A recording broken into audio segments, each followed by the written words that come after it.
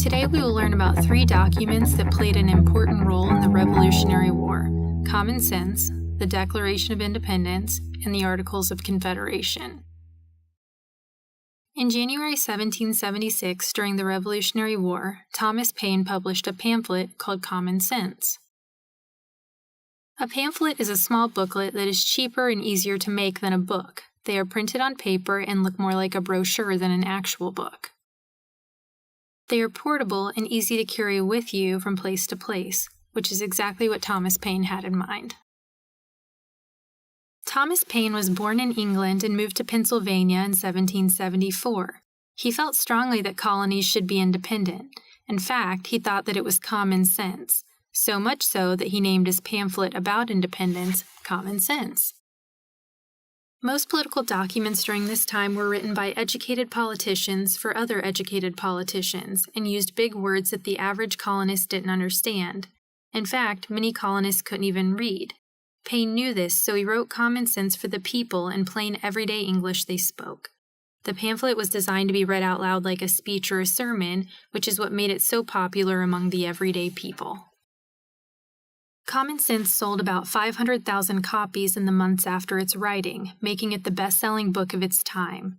It taught the average citizen about independence and helped pave the way for the Declaration of Independence a few months later. In July of 1776, the 13 colonies officially declared their independence from Britain when the Declaration of Independence was signed.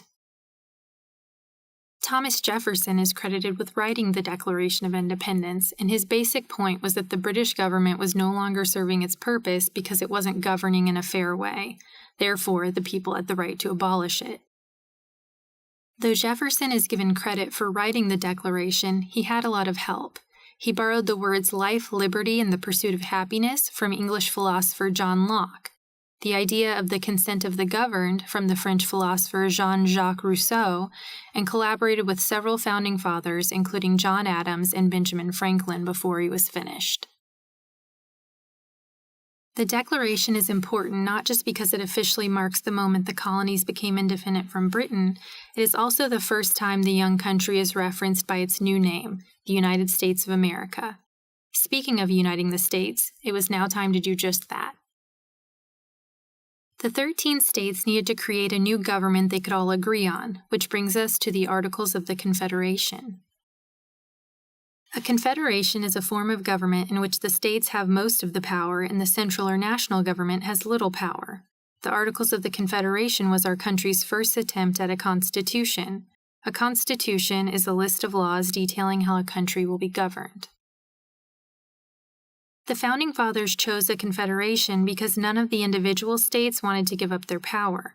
They were worried that a strong national government would ignore their rights the same way the king had, and the last thing they wanted to do was give up the independence they had just fought so hard for.